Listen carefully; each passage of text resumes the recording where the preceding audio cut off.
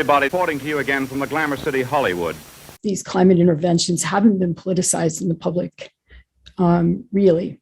And so we're encouraging, one of the reasons we want the science to move forward, and people in communities like yours, what we found is the small amount of private philanthropy where we've been able to catalyze good science at the high-end institutions really can make a big systemic difference downstream.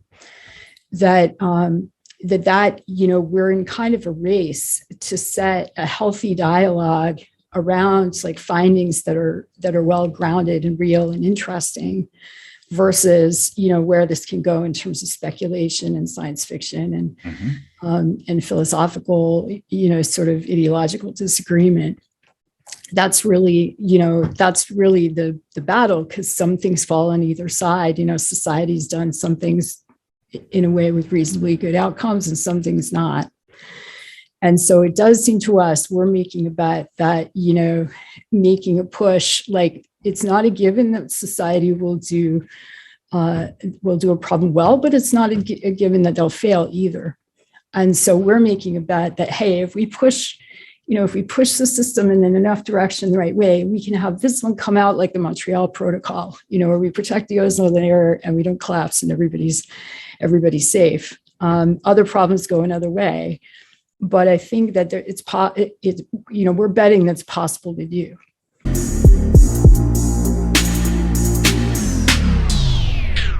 If you love listening to this show, please consider giving a rating and a review on Amazon Alexa or wherever you listen. We want to continue bringing you this amazing content, and part of our ability to do that means that we need a big audience. Now, it may not seem like much, but rating and reviewing the show will help more people find us, just like how you found this show. Simply on any podcast platform, search for a show, scroll down to the bottom, and push 5 stars.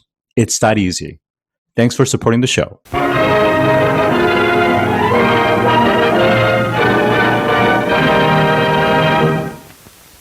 Today, I'm joined by Kelly Wanser, Executive Director of SilverLining. Welcome to the show today. Thank you, Scott. It's a pleasure to be here. So first, let's just briefly tell us a little bit about your background. My background, I started in corporate strategy consulting, but I spent most of my career in IT infrastructure as an entrepreneur. So I came into climate with a personal interest in what looked like maybe an emerging problem space about 14 years ago while I was still an entrepreneur in tech. And I've been full-time on climate change for about 6 years, and I started SilverLining about 4 years ago. So I come in with a little bit of a different mindset and very interested in the intersection of the climate problem with complex systems and with where technology acceleration might play a role. So tell us about SilverLining, and I'm curious as to how it's structured and what specifically are the service or product outputs. Well, SilverLining is a nonprofit organization, and it comes from sort of the problem space that I started to identify as I was looking at climate, which is a risk exposure that we have in the next 30 or 40 years under pretty much every scenario for how society responds to climate change. So what scientists were telling me as I was exploring the space is that under every scenario for climate, because of the way greenhouse gases are sustained in the atmosphere and the time it takes to bring them down and then to have that affect the climate system, there's warming that's baked in over the next 30 or 40 years. And with that warming that bakes in comes more extremes like we're seeing today. And then some big macro risks that scientists have talked about in the form of tipping points. So SilverLining as an organization is focused on that near-term climate risk exposure, the next 30 or 40 years. And our mission is to try to accelerate how well we can predict and analyze that risk, and then whether we can expand the portfolio of options to respond in that kind of timescale. So that's what our organization is focused on. As a structure, we're a bit like a medical foundation. So we fund some research directly to try to help accelerate the development of responses and the analysis of those, and as well as research to better understand the problem trajectory. And then we do things like lobby government, particularly in the United States, and try to try to engage different communities who might be able to help with the problem, like in our case, the tech industry. And I wonder if you could elaborate a little bit in terms of why this particular format, did you feel that there was a gap in terms of what the UN, IPCC, and other organizations, both public as well as private and research institutions, were doing? And I wonder how your format or model fills a gap that is not being currently addressed. Well, that's a great question. Thanks. Because I think when I started exploring the problem, maybe the gap space was more significant than I anticipated. And so I think there's a variety of drivers for the gap space, but the primary one being this portfolio gap in terms of sort of fast acting responses to climate change that would be material in a 30, 40 year timeframe. And then the level of information that you need to do that kind of problem. So we ended up, my background was as a tech entrepreneur in IT infrastructure, which is a systemic problem usually. And so it has some similarities to gnarly problems like responses to climate change in terms of that you need to move a system that's highly entrenched. And my number two in SilverLining came from DARPA. So organizationally, like we think about the problem of driving, doing some innovation and driving things forward into either the societal system. It's kind of like the market problem of market adoption of a significant type of technology in disrupting a current status quo. And so thinking about it that way, our organization looks more like a DARPA program or an early stage tech startup in sort of a deep tech space than some of the more traditional approaches to advocacy. And it really has to do with, our having a very pragmatic focus that we need to deliver a certain amount of result in a confined time period if we're going to work this problem space, because this problem space is about the near term. So we started out with identifying that we would like to make, put society in a materially better place within a decade to respond to these near-term climate change.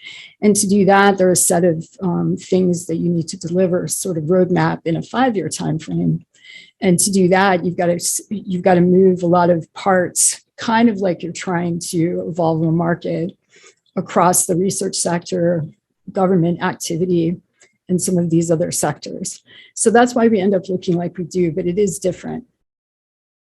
Well, first of all, I applaud you for your mission and the purpose of your organization. It is a huge undertaking. It's a systemic, institutionalized, entrenched issue that even prior to the current, Russian invasion of Ukraine and the impact to energy, to even just what we're seeing in terms of near-term issues with climate change, it's going to be tough. And then, of course, you even have movement from certain direction, political direction, that is going anti-ESG and anti-climate change as well. So there's a lot of things going against it. And I wonder how your organization can really make a difference. So in order for us to understand that, we need to get down to a little bit more depth. So let's talk about Safe Climate Research Initiative, what that is, and some of the projects that you ended up funding, including the National Center for Atmospheric Research, Climate and Global Dynamics Laboratory, assessing responses and impact of solar climate intervention on Earth systems, to the Marine Climate Cloud Brightening Program, for instance. Thank you. Well, that's a great topic. So part of what we identified is, there's some initial research and some research capabilities that will help sort of start to catalyze further activity in research and catalyze what we can know, as well as help to start to drive institutional interest and even governmental interest in these kinds of problems. And so what we did in the Safe Climate Research Initiative is identify some of those things that would be good catalyst projects to do. So one of the first projects, the one we did with the National Center for Atmospheric Research, is about doing global climate model simulations that are realistic, which means they have to be quite high resolution, and simulations of a median case for climate response, so that we're responding and reducing emissions, not perfectly, but a pretty probable case. And start to compare that to what it would look like to implement like the most prominent form of rapid response to climate change. In this case, these approaches to releasing particles into the atmosphere to slightly increase the reflection of sunlight. And so what we needed to do that is to help facilitate, the module that will simulate the dispersal of the particles to reflect sunlight. And these high resolution simulations as the sort of base case for warming against the reflection of sunlight, and do those simulations. The way they work is they do them what they call an ensemble. So they do 10 simulations and average across that of each of those scenarios. And then that all becomes a giant data set. And that data set is what researchers can study to compare what would happen in different parts of the world under these scenarios. So you can look at rainfall in Bangladesh, or you can look at crops in the Midwest, or you can look at Arctic conditions. But having those simulations and that big data set helps to catalyze community activity to start doing that research, and then to start also thinking about what are the next set of simulations we need to do to explore this kind of problem. And so it catalyzes as we in tech know, you have the sort of 1.0 or 2.0 version, and you need to mature the model simulations, and you need to get lots of people working on studying the scenario data to advance the research. So what's happened is we've started to run those simulations, and we funded some initial teams to look at different aspects like crop outcomes, flooding, hydrology, drought. And then those, they start to publish, that starts to build more activity, more community. And so it's already started a cascade in terms of more research and more understanding. It also helps the discussion because it helps to draw out and identify where the real challenges are and problems are with these kinds of things. Because we're very interested ultimately as an organization in understanding objectively whether these type of climate interventions are really options or not. So we want a very clear-eyed view of where are the risks, where are the benefits, what do we need to know, how do we drill down until we can really understand the safety profile. So that was the biggest initiative we funded. And what we did, we funded the National Center for Atmospheric Research, which is one of the world's big climate modeling centers. And then we funded a parallel studies at the UK Meteorological Office, which is like the UK's version of NOAA, to do the same thing. And so then you start to get multiple models, multiple communities working on these problems and talking together to try to improve what they're doing. So those activities are now underway and starting to mature into things like, I was just listening to one of the researchers talk about they're looking at extreme fire events and what it looks like, comparatively, because these extreme fire events grow pretty dramatically over the course of the next 50 or 60 years, compared to, interventions to try to change the cooling profile of the climate system. So that's one example. I'll stop there and see if there's any questions about that before I get on to the cloud writing example. Well, again, I keep on saying it, but I commend you for the effort because, I think the key is, to your point, it was a catalytic events where, this particular study isn't going to answer all questions, but rather it is a kickstart that gets a movement going, builds up the community, gets others involved, creates more models, creates more data sets, and so forth. So from that point of view, it's really quite honorable, and applaud you for the effort. Now, I guess my question, going back to the earlier question around the model of your entity, is, in the absence of your particular funding, would this research have happened anyways? And would they happen maybe sooner, later, or about the same time? And who would have funded that? I think our best estimate, because we also work the governmental side, where we work with members of Congress on initiating funding in these categories, and we started doing that a few years ago. And so really the first formal funding in these categories was also initiated by our work, at least in the US. And so those things go hand in hand really nicely, because if you fund some of the catalyst work so that, policymakers and agency scientists and community scientists can see it, a few of them are participating in it, and then, you're starting to talk to policymakers about why this might be relevant, then it's a mutually reinforcing dynamic. And so without that, I think the reason that we did it, because we actually didn't, when we started SilverLining, didn't necessarily think we would be funding research and coordinating research directly. But we found that there were these gaps that even if we were successful in, moving policymakers, there's a lag in terms of, when you actually get their support, to when something becomes enacted, to when something moves through the system as funding. It's about 2 years.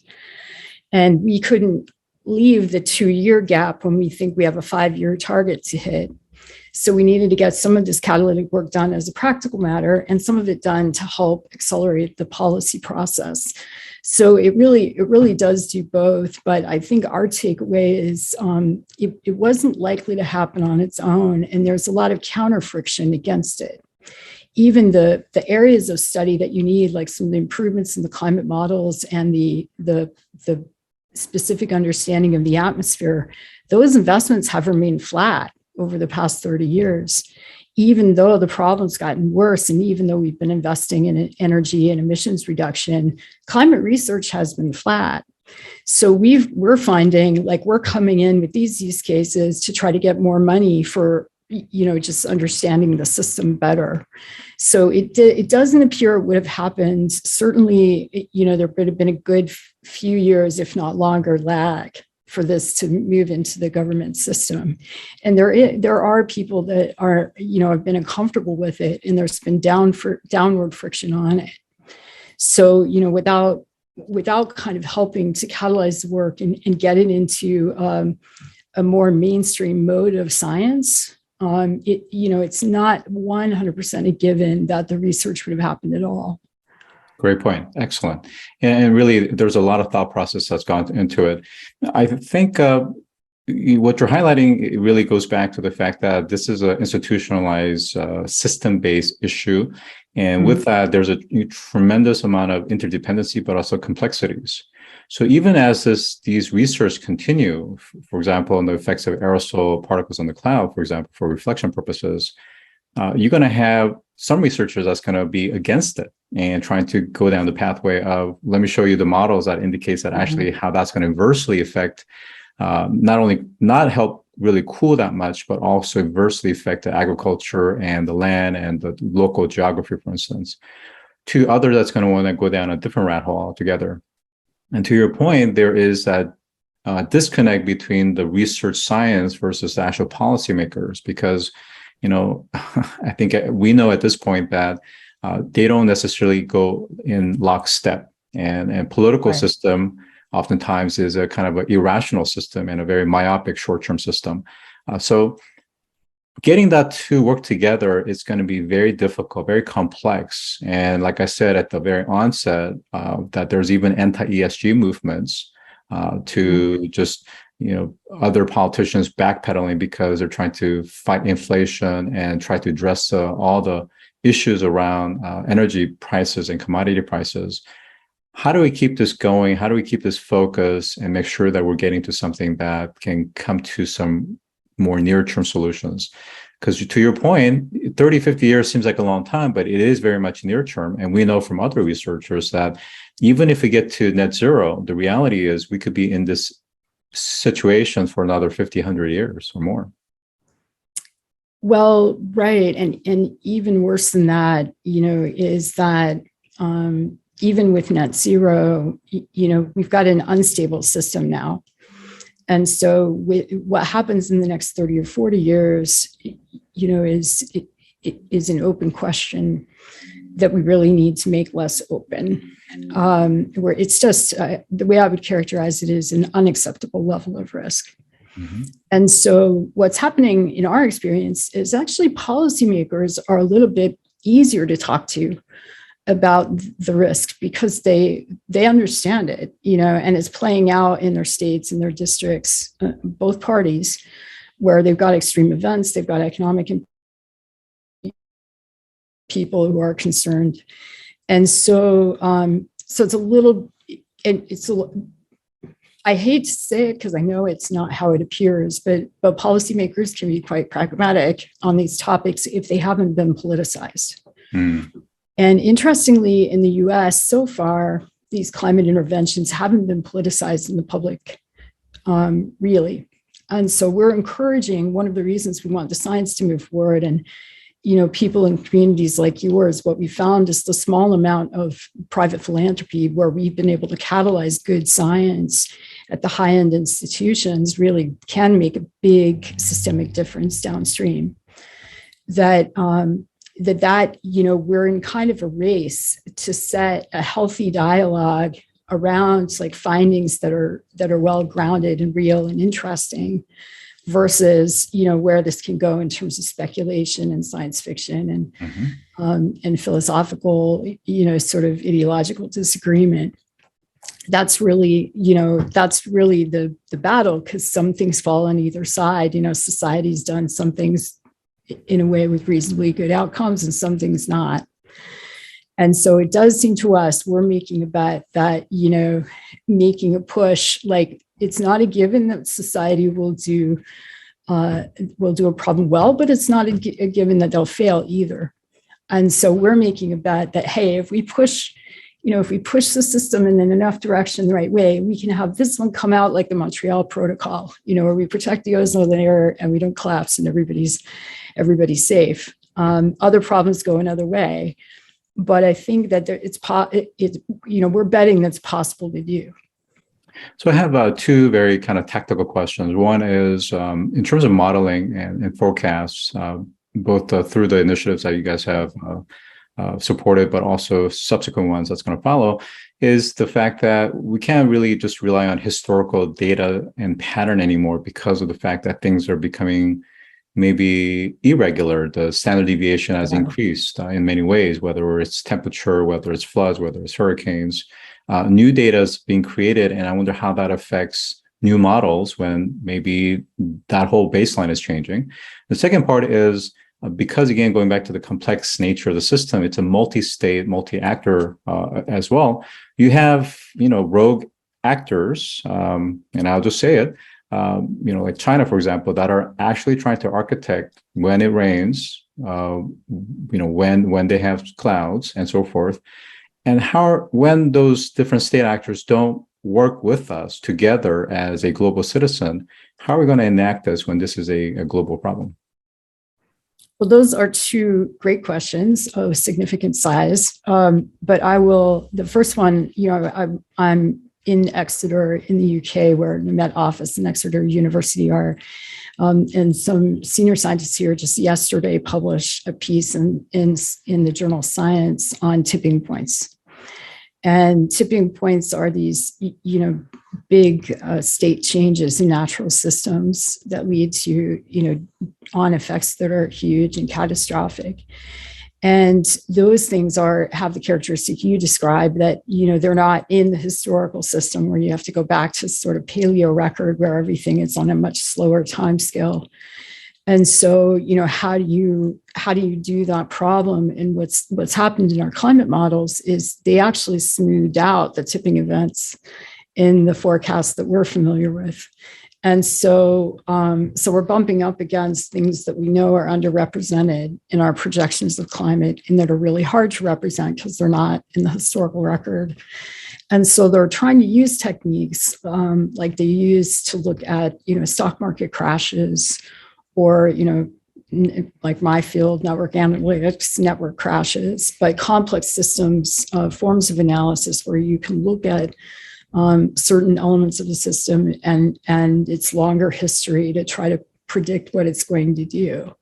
And those are the things like we're really interested in driving, because actually there are other sectors that are using techniques that are relevant to this problem in a much more mature way. So the finance sector, I always like to say, like, there's a lot more intelligence applied to, predicting what shoes you want to buy than there is to climate, because some of the most modern advanced techniques have not been fully adopted here.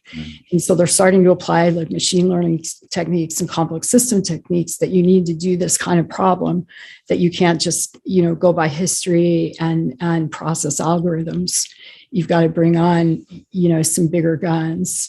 The cool part of that, or the silver lining to that, is that it hasn't been done. So, and it is starting to be done, and it can be catalyzed to move more quickly. And so we should be able to make some pretty quick advances on how well we're doing that. But it's a really hard problem. It's harder than medical cures in a way, because the system is bigger. And you have a population of one patient in the earth. So it's a great question. And I would say it's the question, which is like, what kind of techniques can we use to predict this, the question we're interested in, to predict the system better in the next 30 or 40 years, before it starts to hopefully cool off from everything, the Biden administration and all the innovations are doing, to bring down CO2. So that's a great question. To your second question about, what happens if, whether you call them rogue actors or, things happen in a unilateral or, non-multilateral way in the world. So the other thing you can catalyze when you catalyze early research, I was here in Exeter, they have a couple of Chinese researchers working with them on these simulations. And so if you get in the process of doing research in science and you start the early scientific cooperation, historically, that's sometimes how these issues have played out in a more constructive way versus a more competitive way. If everybody shuts down and like closes up their scientists, kind of like the atomic programs, or if you've got these seeds of links and everybody starts working the problems together. And so it looks like a potential to do that. It's an open question right now, whether it proceeds more cooperatively or not. And some of the policies we're interested in the US and the UN are about scientific cooperation. Because if you get all the senior scientists working together on this problem, that's one sort of leg of the stool of not going it alone. It doesn't look very practical as you start to do the simulations. Like, it is definitely a multilateral problem. Like, everybody's got an interest, and our approach is and again, we're a bit Pollyanna about it. We're like, if we get more tools and information and we can make them visible and give people access to look at these questions themselves, mostly we're all in a shared situation, because the world gets very unlivable for almost everyone. And so I think, that's kind of part of how we're thinking about it in terms of that question. Super. Well, just to kind of summarize, is that it's clear that prior to your organization, there was a clear market gap. There's market inefficiency.